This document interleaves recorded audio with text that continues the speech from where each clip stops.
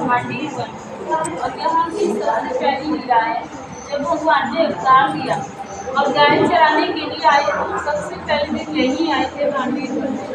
जब भगवान गाय चराने के लिए आते थे तो कंस उनको मारने के लिए नए राक्षस भेजता था। कंस ने एक राक्षस भेजा था मत्स्यासुर, जो कंस का चचेरा भाई था। वो आया गाय के बछड़े के रूप में और जाकर भगवान की डाली में मिल गया। भगवान ने देखा ये तो कोई राक्षस है, तो भगवान ने उसका वध कर दिया। तो बाल बाल कहने लगे, कन्हैया तुमने गाय के बछड़े की हत्या कर दी, तू गौ हत्यारा हो गया, तुझे सभी तीर्थों का स्नान करना होगा। ठाकुर जी ने सभी तीर्थों को यहीं पे बुलाया, वहाँ एक कुआं है सामने, उसे अपनी बंसी से प्रकट किया, उसमें विराजमान हुए। तो सभी तीर्थों ने अपना रूप धर के भगवान को स्नान कराया।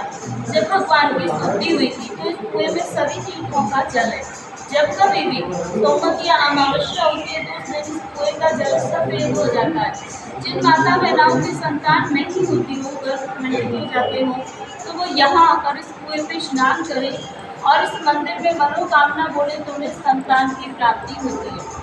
दूसरी लीला है राधा कृष्ण के विवाह की, जो बहुत से भक्तों को नहीं पता कि राधा कृष्ण की शादी हुई है। पता इसलिए नहीं क्योंकि शास्त्र भक्त भागवत सुनती और भागवत में इसके बारे में कोई जानकारी नहीं आती। हमारे उनमें से एक आता है ब्रह्म वैवर्त पुराण, में दिया हुआ है कि राधा कृष्ण की शादी ब्रह्मा जी ने कराई थी और ब्रह्मा जी ने कन्यादान किया था। जो हमारी हिंदू रीति में विधि होती है वो तब पूरी हुई थी, जैसे वेद मंत्रों की, हवन की, फेराओं की, तो लास्ट में विधि होती है मांग में सिंदूर भरने की। जब तक सिंदूर नहीं भरा जाता शादी मांग नहीं होती। तो आप यहाँ सभी ध्यान से दर्शन करो। यहाँ पे ठाकुर जी राधा रानी की मांग में सिंदूर भरते हुए महादेव ठाकुर जी का राधा रानी के सिर के ऊपर आते हैं, ऐसे झुमकी में निकली। ये पूरे विश्व का एक ही मंदिर है जो भगवान के ऐसे अद्भुत शादी के दर्शन या भांडी बन में होते हैं। नहीं तो जहाँ भी दर्शन करोगे बंसी बजा सकोगे। यहाँ पे ठाकुर जी के हाथ में बंसी नहीं है, सिंदूर है। तीसरी लीला है राधा कृष्ण जी भांडी बन में पूर्ण कर रहे थे, तो कन्हैया जी कहने लगे, राधे ये हमारा इसलिए आज इस बल को प्रसन्न होकर प्रदान देता हूँ, जो यहाँ आएगा और इस कुएं पे आचमन करेगा के दर्शनों का फल प्राप्त होगा। वह स्नान करेगा तो उसके जाने अनजाने के जो भी पाप हैं सब नष्ट हो जाएंगे। मंदिर में बैठ के कोई मनोकामना बोलेगा तो उसकी मनोकामनाओं को पूरी करूँगा। या फिर कोई भक्त यहाँ पे एक रात्रि निवास करेगा, तो आप स्नान करेगा और मांग बिहारी के दर्शन करेगा, उसे गौरव की प्राप्ति होगी। यहाँ बैठ के कोई चीज खाएगा तो उसे गौरव की प्राप्ति होगी, या यहाँ कोई गौदान करेगा तो उसकी 73 पीढ़ियों का उद्धार होगा। इतना सुनने के बाद राधा रानी घबरा गई और बोली, हे प्रभु आपने तो मुझे वरदान दे दिया।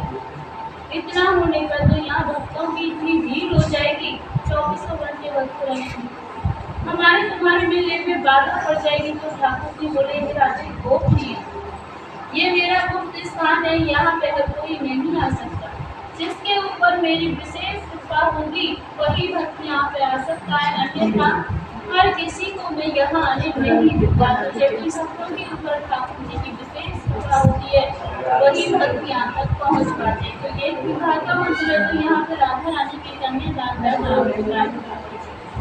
कन्यादान में साड़ी श्रृंगार का सामान राधा रानी को भेंट किया जाता है। जो भक्त पहली बार आते हैं, जैसे उन्हें नहीं पता नहीं लेके आते तो उसकी यहाँ न्यौछावर भेंट हो जाती है। साड़ी श्रृंगार का 251, श्रृंगार का 101, जिससे उन्हें राधा रानी के कन्यादान का फल प्राप्त होता है। या फिर कोई भक्त अपने नाम से ठाकुर जी की एक दिन की भोग सेवा करवाना चाहे तो यहाँ पे ठाकुर जी को पूरे दिन में 4 भोग रखते हैं। तो उसके यहाँ पे 1100 रुपये जिसका नाम लिखते हैं डाइस में, उसी के नाम से ठाकुर जी की पूरी दिन की भोग की सेवा होती है।